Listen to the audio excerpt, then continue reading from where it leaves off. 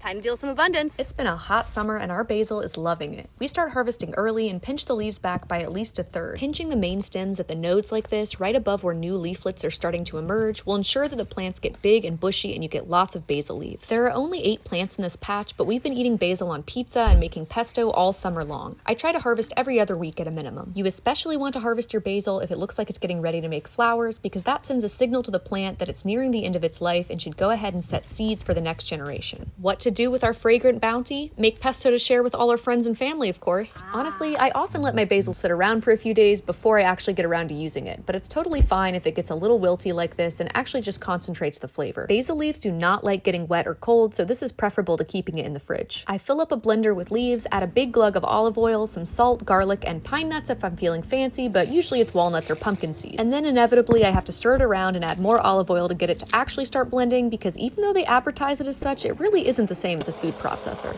But it gets the job done, and that beautifully vibrant green sauce is ready to store. I just read The Service Berry by Robin Wall Kimmerer, which is a birthday gift for Jordan from his sister. That's fitting because it's all about the power of gifts and how we might change our relationship to plants and animals, and actually the whole world, if we start viewing things like this bounty of basil as a gift. Gifts make us feel a spirit of generosity that is contagious. I'm excited to give my neighbors and friends jars of pesto as a way of passing along the gift from the basil plant. As Wall Kimmerer describes in a story in the book, the best place to store extra food is in the belly of your brother or sister. Now that's really the way to deal with the abundance.